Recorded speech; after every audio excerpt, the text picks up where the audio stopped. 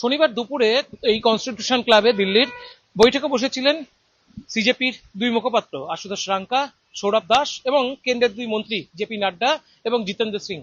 বৈঠকে কিন্তু সমাধান সূত্র মিলেছে এবং বৈঠক থেকেই কেন্দ্রের তরফে আবেদন করা হলো প্রকাশ্যে যে আপনারা অবরোধ তুলে নিন, আপনাদের সমস্ত অর্থাৎ আপনাদের কর্মসূচি, ধর্ণা কর্মসূচি তুলে নেওয়া হয়, তাদের যে দাবিগুলো সেই দাবি মেনে নেওয়া হবে। এবং তারপরেই কিন্তু সৌরভ দাস এবং আশুতোষ রাঙ্কা তারা দুই মন্ত্রীর সামনে ঘোষণা দিয়ে বললেন, আমরা সমস্ত ধর্ণা প্রদর্শন তুলে দিচ্ছি, আমরা আমাদের সদস্য সমর্থকদের অনুরোধ করছি তারা যেন ধর্ণা কর্মসূচি অর্থাৎ এই যন্ত্র মন্ত্র থেকে গোটা তারা সরিয়ে নেয়। এর আগেই কিন্তু জিতেন্দ্র কেন্দ্রীয় শিক্ষামন্ত্রী তিনি কিন্তু পদত্যাগ করেছিলেন। কেন্দ্রীয় শিক্ষামন্ত্রী পদত্যাগ করার পর এই ঘোষণা যাওয়ার পর থেকেই কিন্তু মূলত যে উচ্ছ্বাস উদ্দীপনা যেটা দেখা গিয়েছিল যন্তর মন্তর চত্বরে সেটা কিন্তু দেখা গিয়েছিল এবং সেখান থেকে ব্যাপকভাবে উচ্ছ্বাস উদ্দীপনার মধ্যে থেকে কিন্তু তারা সমর্থকদের বারবার বলা হচ্ছিল যে তারা যেন ধীরে ধীরে ধীরে ধীরে সেই এলাকা যেন পরিত্যাগ করে। সেই এলাকা তারা পরিত্যাগ করে। এরপরে যেটা দেখা যায় যে কিছুক্ষণ পর থেকে কিন্তু অর্থাৎ দুপুরের পরেই কনস্টিটিউশন ক্লাবে যে বৈঠক সেই বৈঠক শুরু হয়ে যায়।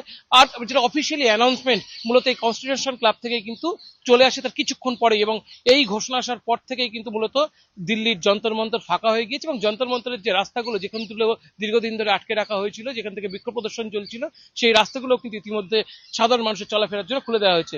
যদি আপনি এই মুহূর্তের কথা বলেন, যেখানে বারবার করে সিজেপির নেতৃবৃন্দের তরফে বারবার একটা কথা বলা হচ্ছিল, কথা কি বারবার বলা হচ্ছিল সিজেপির তরফ থেকে যাদের তিনটে দাবি, যারা আন্দোলন করেছে আন্দোলনকারীদের বিরুদ্ধে কিন্তু শুধুমাত্র দিল্লি পুলিশ নয়, দিল্লি পুলিশের বাইরে বিজেপি এবং বিজেপি যারা অ্যালাইড পার্টি যারা বিভিন্ন রাজ্যে শাসন করছে সেখানে বিক্ষোভ প্রদর্শন হয়েছে, সেখানে তাদের বিরুদ্ধে একাধিক মামলা হয়েছে।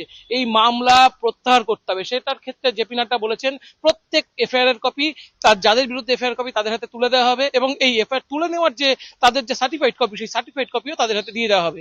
পাশাপাশি যে 20 জন নেট শিক্ষার্থী মারা গিয়েছেন, যে 20 জন নেট শিক্ষার্থী তাদের ক্ষতিপূরণের যে দাবি সেই দাবিও কমপ্লিটলি মেনে নেওয়া হবে।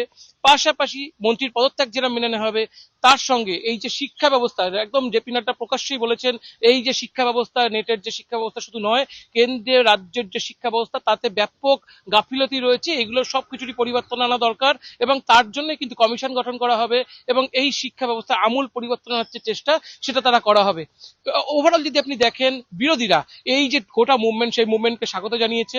মমতা বন্দ্যোপাধ্যায় অবশ্যই তিনি কিছুটা ক্রেডিট নেওয়ার চেষ্টা করেছেন, তিনি বলেছেন তিনি আসবেন, ঘোষণা দিয়েছিলেন আন্দোলন আরো গতি পাবে, সেই ভয়েই শিক্ষামন্ত্রী পদত্যাগ করেছেন। যদিও যদি আপনি দেখেন অরবিন্দ কেজরিওয়াল বলুন বা উদ্ধব ঠাকরে বলুন, তারা কিন্তু সাংবাদিক সম্মেলন করেছেন বা প্রকাশ্যে একদম তারা সোশ্যাল মিডিয়ায় এসেছেন এবং তারা সেখান থেকে বারবার বলেছেন তারা এই যে মুভমেন্ট তারা এই মুভমেন্টকে স্বাগত জানায়।